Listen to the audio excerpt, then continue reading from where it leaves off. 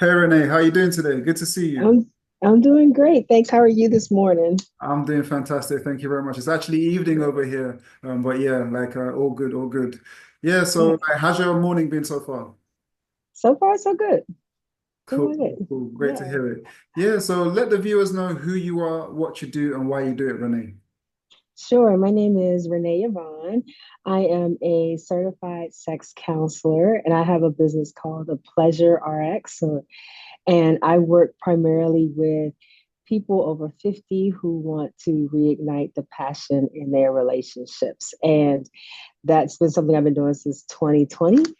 And I'm super excited to do that because I'm in that age group and I know how things change as we get older, and I want to help make passion and pleasure last as long as it possibly can.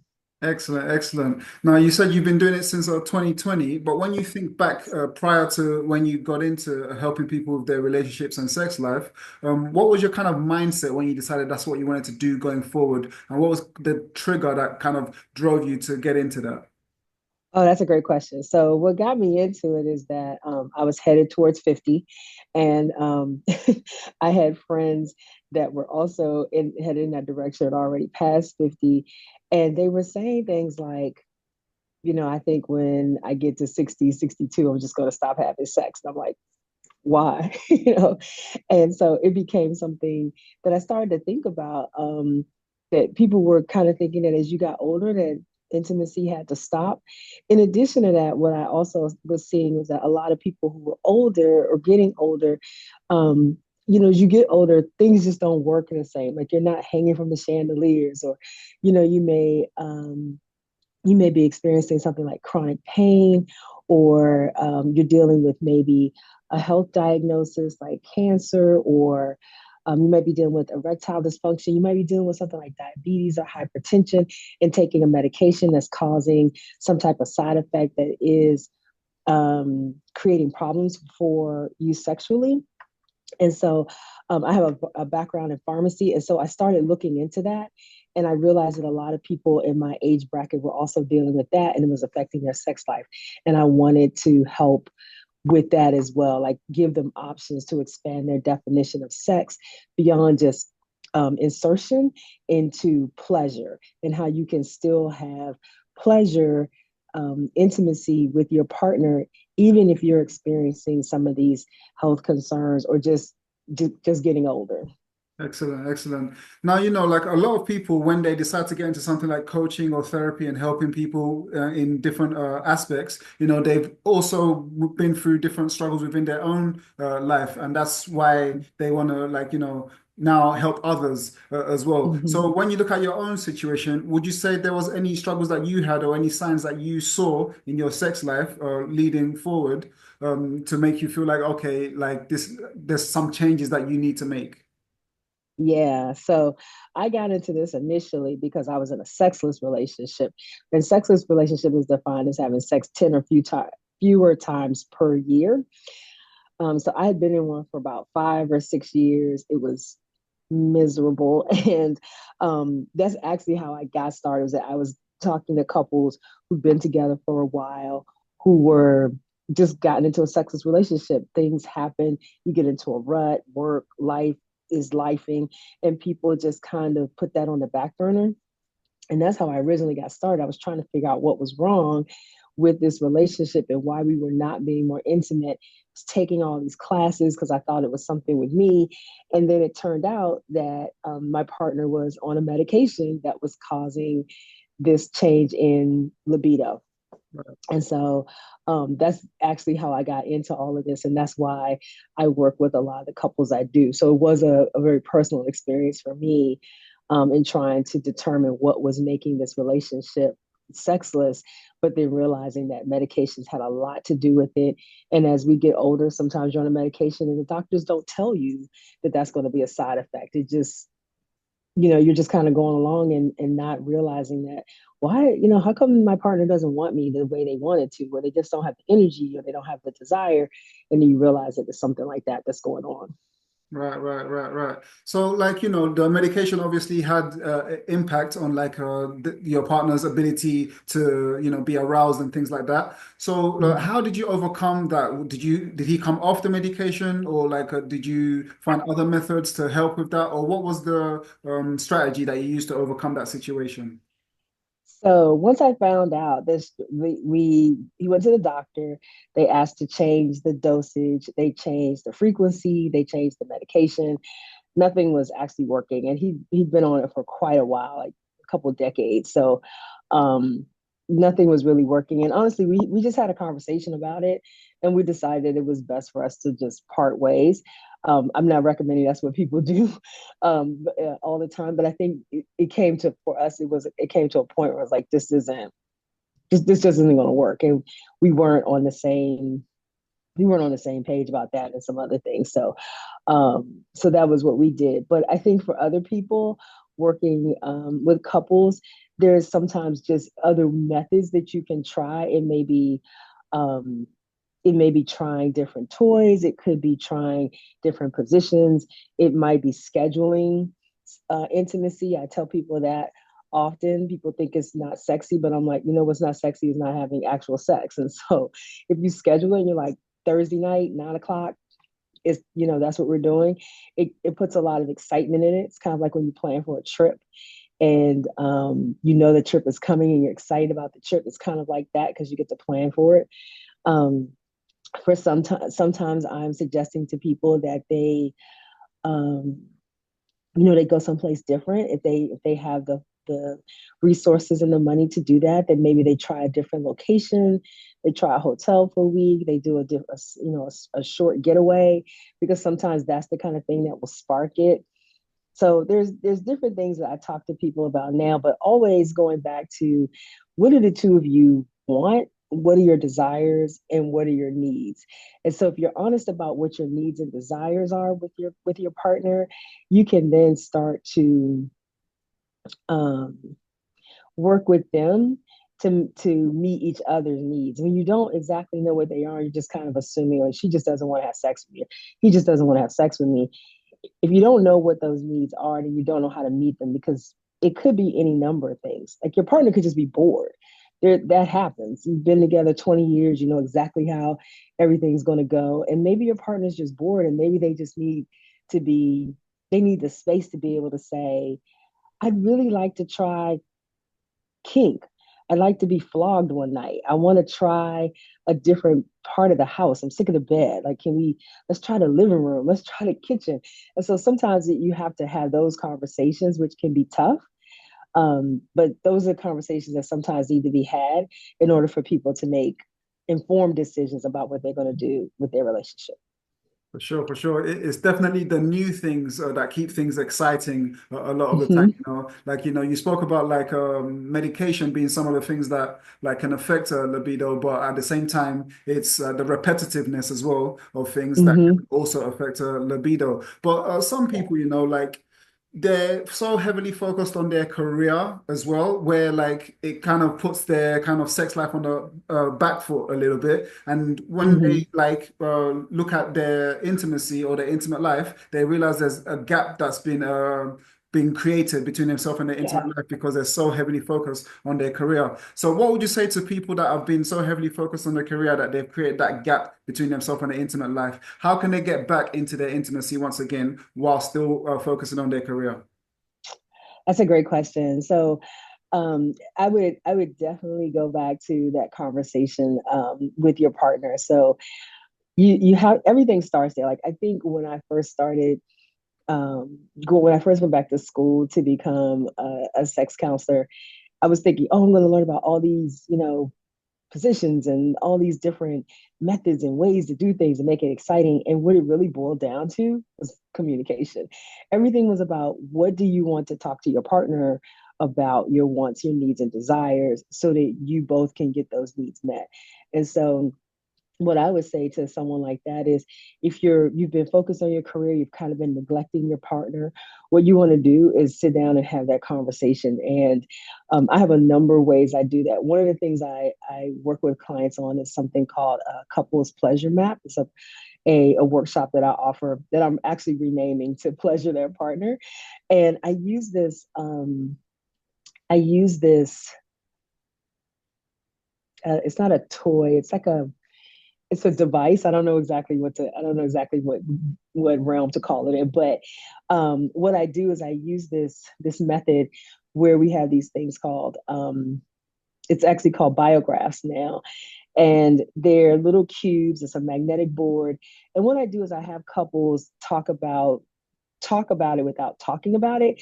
I give them a prompt, and I'm like, I use them. I say, okay, you're going to use these blocks. You can name them whatever you want, and what you're going to do is you're going to map out for me like your ideal sexual experience, or a sexual experience you've had that you didn't enjoy, or a communication that you'd like to have, or something you'd like to try. There's a prompt with it.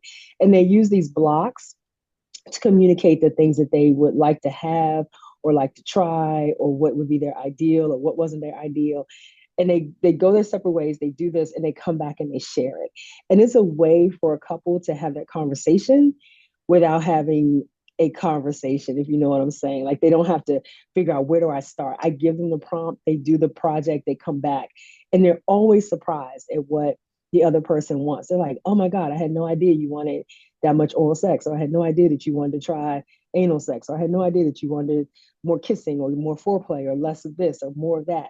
And it's a great way for couples to find that out without having to figure out, like, over dinner or breakfast, like, so what do you want me to do to you?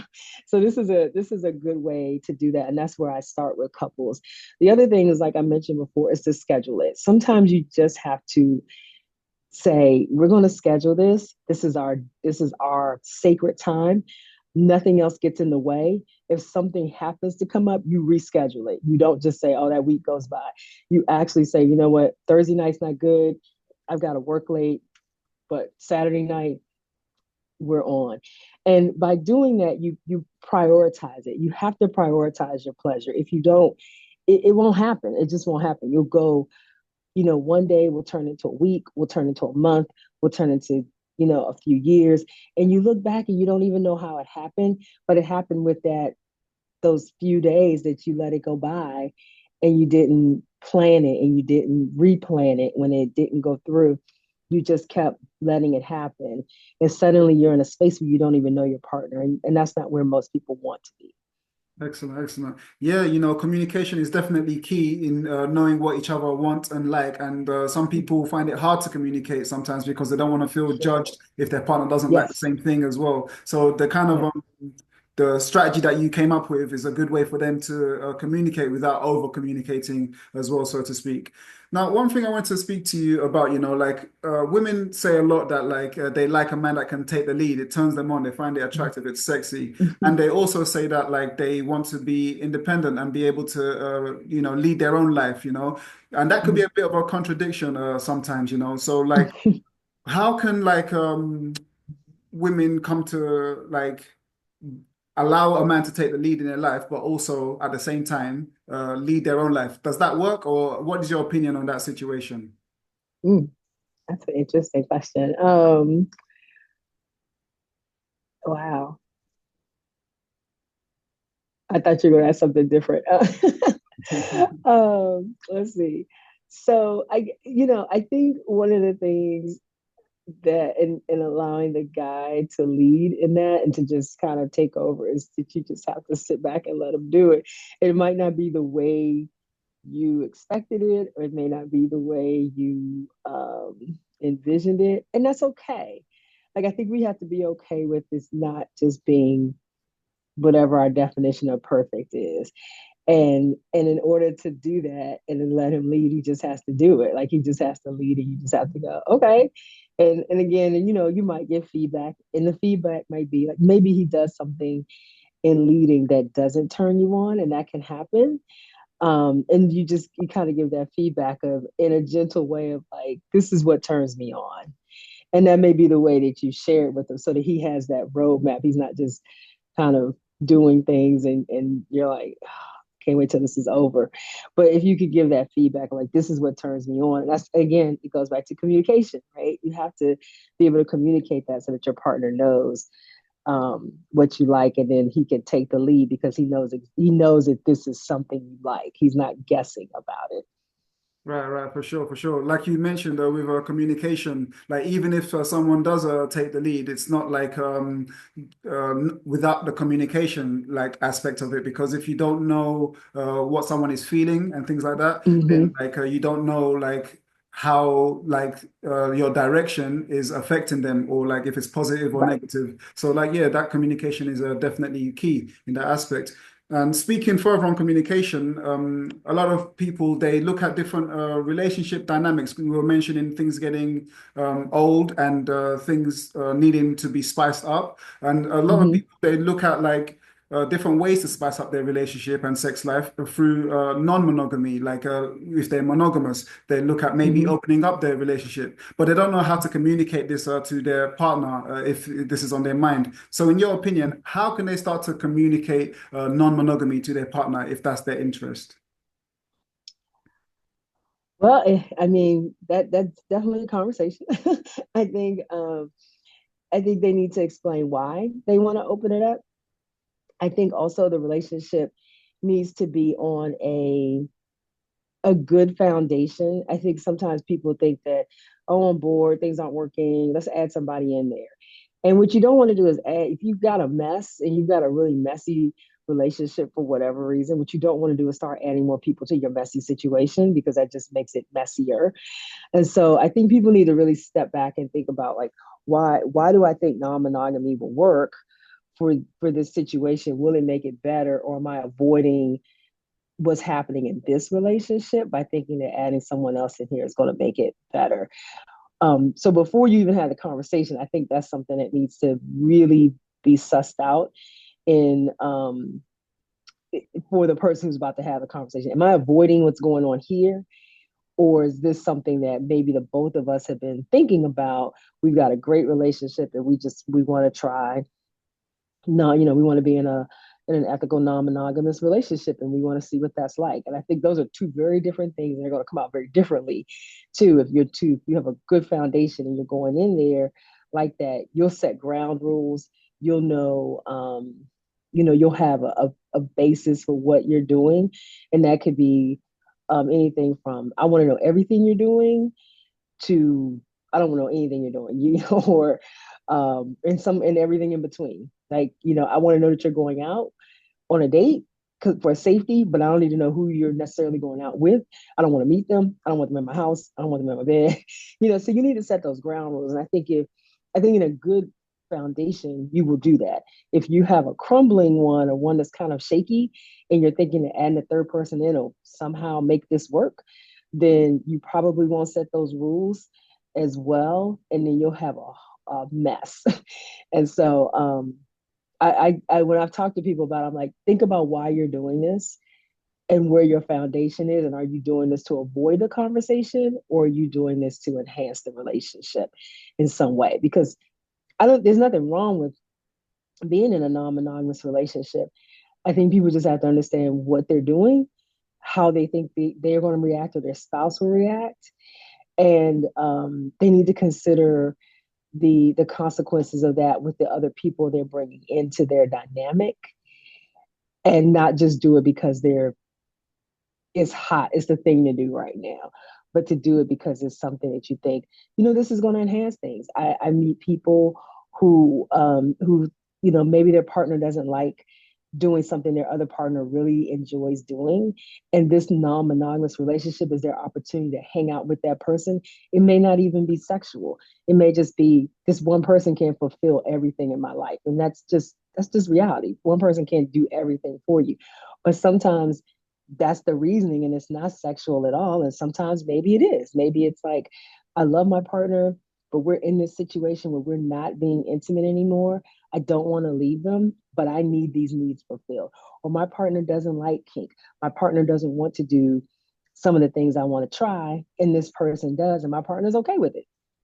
Right, So, right, right. Excellent, excellent. Now, oftentimes when people hear that their partner wants to open up their relationship, their initial reaction is, I'm not enough, right? So, mm-hmm. like, Yeah. how can they like come to terms with like it's not the fact that they're not enough, but it's just an exploration of the relationship because there's always something lingering in the back of their mind that is it because I'm actually not enough, or am I actually doing the right thing, or is it because I'm not enough? What would you say to the people that are feeling that way, and how can they come to terms with that situation?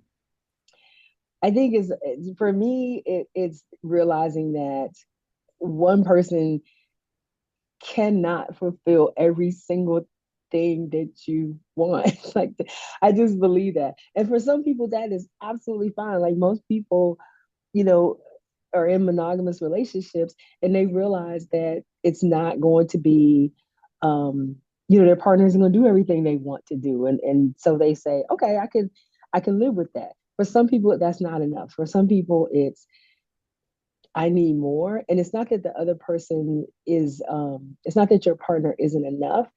It's that your partner can't be your everything. And I think we've kind of made, in our society, we kind of made it that way where our partner has to fulfill every single thing in our life.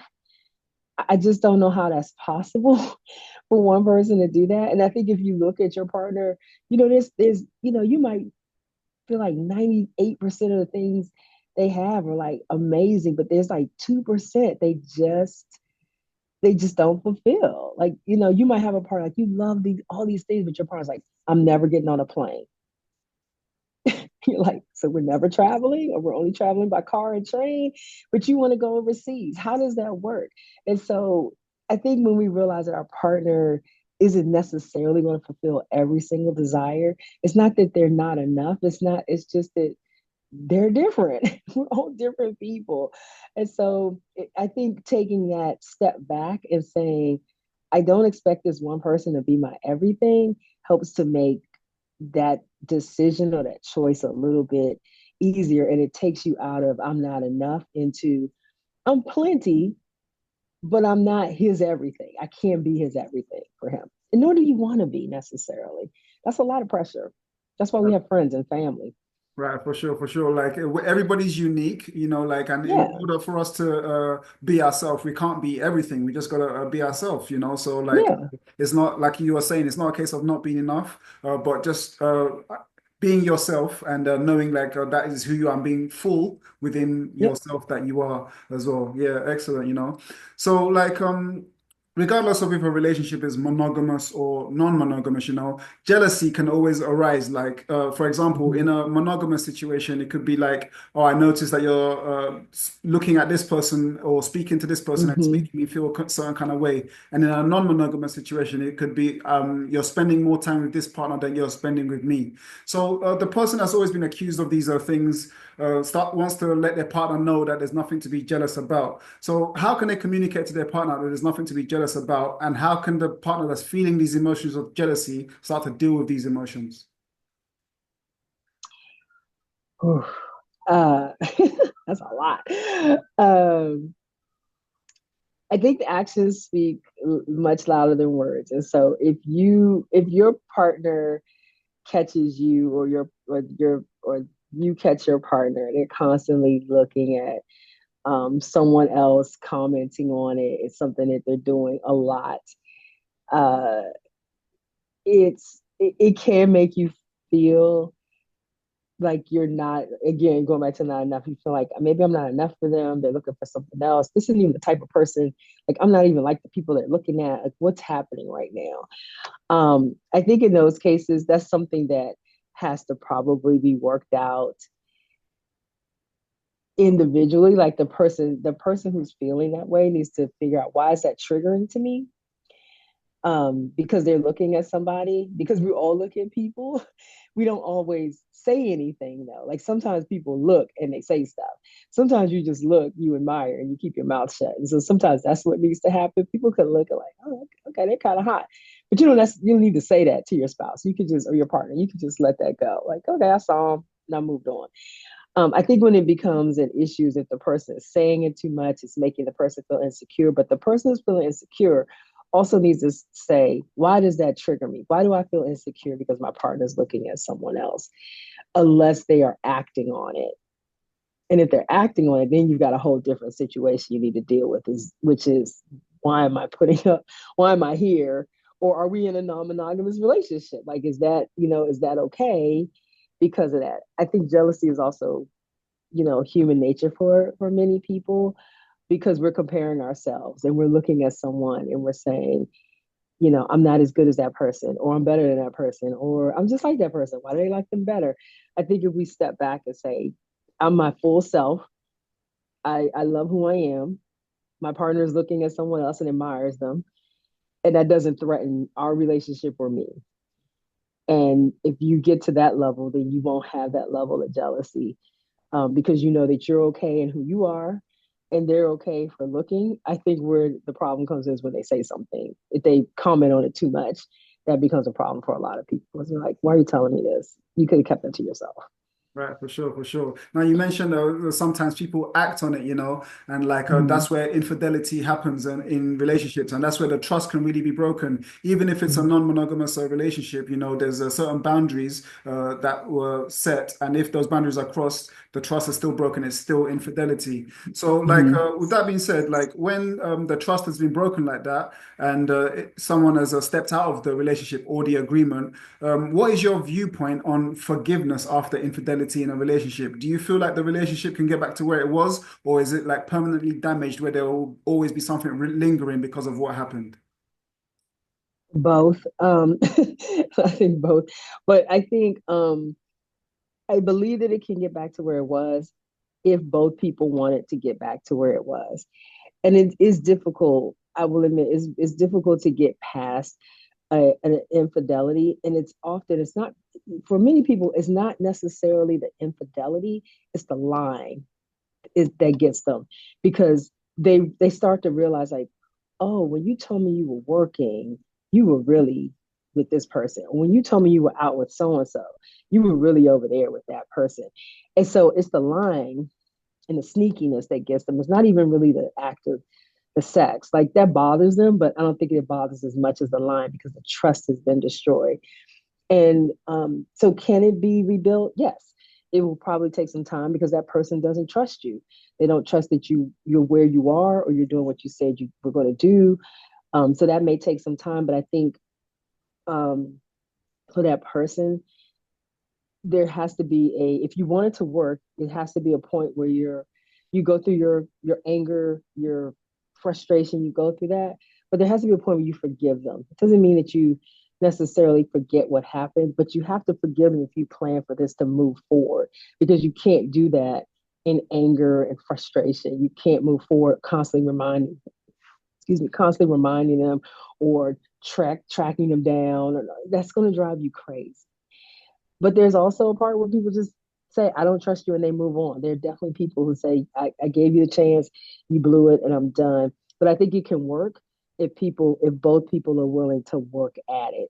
You can't have one person that's, the mini FBI chasing you down everywhere you go, because they don't believe you. But you also can't have that partner who's still doing the same thing, thinking it should be okay to do that same thing, and that you should be okay with it. Like, oh yeah, I cheated. I'm going to keep cheating, but I want to stay here. Like, especially if you haven't had a non-monogamous relationship.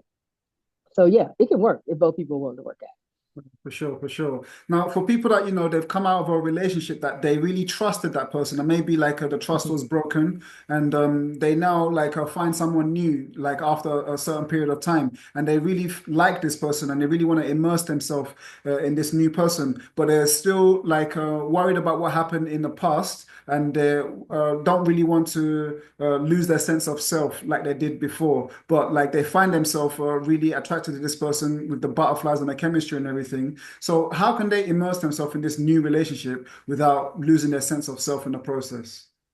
Mm,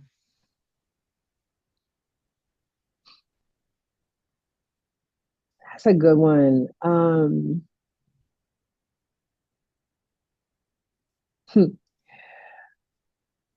That's a good question. I think so.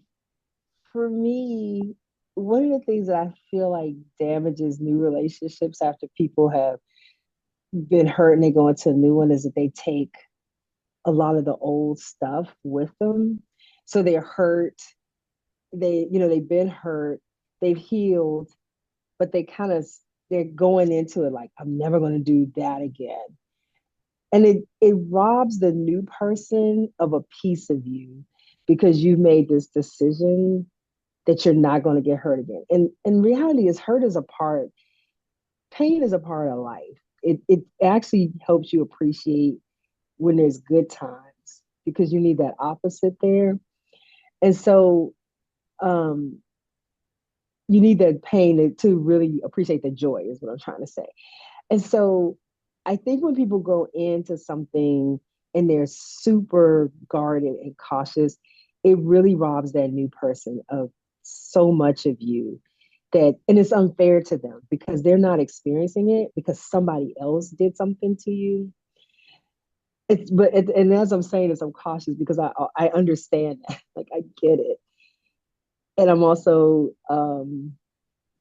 I'm deeply sensitive and empathetic to that because I understand when people get hurt, nobody wants to get hurt again. That wound hurt. I don't want it anymore. I'm not trying to experience it. At the same time, I'm also on the side of like, I think we need to go in as our full selves because it helps us to not feel so tense and guarded. And it gives that other person the opportunity to see who you are. And I think it's fair to them to let them see who you truly are. So if you're somebody who really is a giver, you love to do things for people, you love to just show up and bring gifts or whatever. And then you date somebody and they just took and took and took and they took too much. And so the next relationship you go and you're like, I'm not giving anything. That's unfair to the next person who probably wouldn't do that to you, who might not be, a taker like that. But they would really love it if you showed up and brought them lunch out of the blue, or you just kissed them on the cheek that morning. And maybe you give in a different way so that you don't feel so taken advantage of. But I hate to see people like just rip out pieces of themselves because they've been hurt because they don't get to be who they truly are and the other person doesn't get to see who they truly are. And I feel like they keep going through relationship after relationship like that, just being hurt, hurt, hurt. And no one gets to really see who they are and they don't get to really fully show up as who they are. I hope that makes sense. In It makes a my ton head, of that makes sense. sense. It makes a Okay. ton of sense. Yeah, yeah, for sure, for sure. All right. Yeah, yeah. So Renee, like, thank you so much for everything that you shared. Thank you for coming Thank on. you. It's been a pleasure Yes. speaking with you. Where could people find you, find out more about you, and find out more about what you do? Oh, great. So I'm at the Pleasure RX, and it's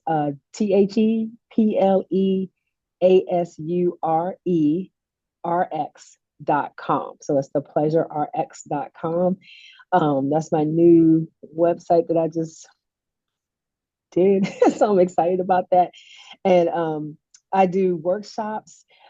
I'm doing a series called Pleasure That, and it's all kinds of, it's on pleasure oral sex, it's on pleasure that body, it's couples pleasure mapping, it's pleasure that partner, and I do one on kink. So pleasure that kink. So I have these series coming up over the spring and summer, and I would love it if you want to participate. You're more than welcome to come to one of the webinars. And I also have a YouTube channel.